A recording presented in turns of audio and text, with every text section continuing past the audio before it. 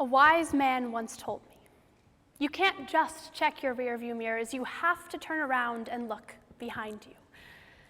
And then he told me that I failed my driver's test because I could have run over a small child. And because I almost got rear-ended. Twice. Then he told me to get out of the car and watched me walk slowly back into the DMV, where I told my mother that I would not, in fact, be getting my driver's license that day because I was a danger to small children. And also, everyone else on the road. And this wasn't even my first vision-related failure at the DMV. The day that I went to get my permit, I wasn't wearing my contacts, so I failed the vision test. The only reason I got my permit that day was because I used my girlish charm to give the test administrator my best puppy eyes. And in that moment, I saw her good Christian heart go out to the poor half-blind girl nearly in tears in front of her. And she let me try again. And again, until I passed. Now, my point in telling you all this, besides the whole exploit the kind and trusting nature of adults when you don't have the ability to succeed on your own thing, is that in order to move forward, you have to have a clear, undistorted view of what's around you. And if you haven't already guessed by all the vision stuff, this is a metaphor for how the way we view past and current events affects the events of the future. So let's visit the eye doctor. First, we'll get our vision checked as we come to understand just how blurry our understanding of the past can be. Second, we'll flip through lenses until we find our fit by gathering information from different perspectives to piece together the unbiased truth. And finally, we'll step out of the office and look around with the ability to see the world in 2020. Now, throughout history, the prevailing narrative has been dictated by those who held the most power at the time, and who then used this power to omit context and important details that might cast them in a less than flattering light. In a 2015 article published in The Atlantic, Michael Conway writes about the effects of teaching history as if it were a set narrative. The textbooks employed in the teaching of past events reinforce the idea that the past is a single story that can be told from a single perspective and condensed into a single book, less than 1,000 pages long. This single-sided understanding of history then results in closed-minded individuals that violently reject any information that contradicts their individual interpretations. And the products of this way of learning can be observed across the entire country. In recent years, the United States has seen the expansion of the movement to purge all relics of the Confederacy from public areas, including flags, monuments, and anything with a Confederate namesake. Attempts to remove these monuments have far too often sparked violent protest and backlash that often end in violence, as in the recent rallies in Charlottesville, Virginia.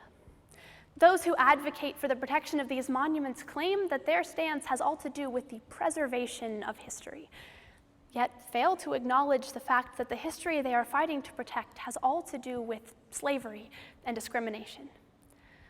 In 2016, the Southern Poverty Law Center published a comprehensive study of the Confederate monuments across the nation, and the resulting chart shows two major spikes in their construction. One in the early 1900s, around the same time as the enactment of Jim Crow laws, and the other in the 1950s and 60s, in response to the push for racial equality during the civil rights movement. Contrary to popular belief, most Confederate monuments were built as threats towards African Americans, to remind them that no matter how much progress they made, they would never escape the slavery in their past. According to Jane Daly in an interview with NPR, the claim that Confederate monuments can be separated from the values of white supremacy is entirely false. Kind of like how there are people that think that putting mayonnaise on anything is even remotely okay. Now, I know you don't think that mayo should bother me, but it does. And now it is soaking into the very thing that is holding my sandwich together, and I can't even try to remove it because the person who made it will get offended. Get it? Because the sandwich is America, and there is a certain egg-based condiment that is ruining America. Bottom line, is that as long as Confederate monuments continue to stand, the racist sentiments for which they were built will continue to stand alongside them. However, there are cases in which a false history becomes nearly harmless with the passing of time. Take, for example, Vincent van Gogh. People think about how Vincent van Gogh cut off his earlobe and mailed it to a prostitute almost before they think about Starry Night. But the truth of the matter is that Van Gogh didn't do that. According to German historians Hans Kaufmann and Rita Wildgans, the lobe was lost in an 1888 duel against longtime rival Paul Gauguin. The story involving the prostitute was created and spread by Gauguin to further Van Gogh's embarrassment. Now, we are drawn to the false history because it is simply more exciting. We would rather believe that he sent a sawed-off chunk of his ear to a prostitute than that he just didn't fight good. Now, this phenomenon of editing or embellishing the past is not exclusive to major historical events. Social nostalgia affects every one of us in some way or another. Romanticizing negative events in the past was studied more in depth by Aaron O'Mara, James McNulty, and Benjamin Carney in 2008.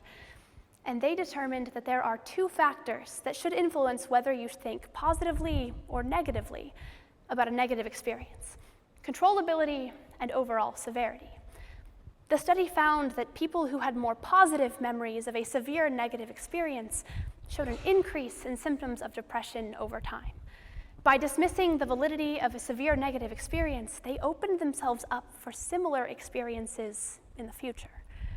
Psychologist John Snarney studied men with poor childhoods as a result of their father's parenting and discovered that they could be categorized into two distinct groups. In one, the men had ignored their father's shortcomings and idolized them instead.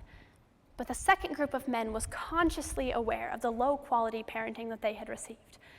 Now, the first group of men was facing similar challenges with their children as they had faced with their own fathers, as they were replicating the parenting style that they had been brought up with. But the second group of men was using memories of the mistakes their fathers had made to improve their parenting skills. Their admission of their parents' flaws resulted in better parenting and happier families. Now, for as long as I can remember, my father has been telling my siblings and I stories of his childhood, recounting tales of all the trouble he got into when he was our age. Now, he was born in Tulsa, Oklahoma in the 1960s, and from what he has told me, he was the golden child. One year, his sisters pooled their money to buy him a bike for Christmas. He would go to work with his sisters. He had plenty of friends to give him rides from football, baseball, and basketball practices. And when his mother came home with a pre-baked pie from the freezer section in the grocery store, he thought that he had died and gone to heaven. But all of this lacks the context that makes it honest. My father was born as a last-ditch attempt to save his parents' marriage, an attempt that, just like the marriage, failed. Both of his parents were physically abusive, and the only reason he spent so much time with his sisters was because my grandmother didn't want him at home. My father didn't contextualize his memories of his childhood. So he parented my siblings and I the same way that he had been parented, which was basically not at all. Rather than admitting that his childhood might have been less than perfect, he allowed himself to fall into the cycle of neglect and alcoholism followed by past generations of his family. Until we can start to contextualize what we know about the past, we will continue to make the same mistakes that we have been making since the beginning of time. Because whether it is a lack of parenting skills or hundreds of years of slavery, just because something happened in the past does not mean it doesn't affect us in the present. So, what do we do?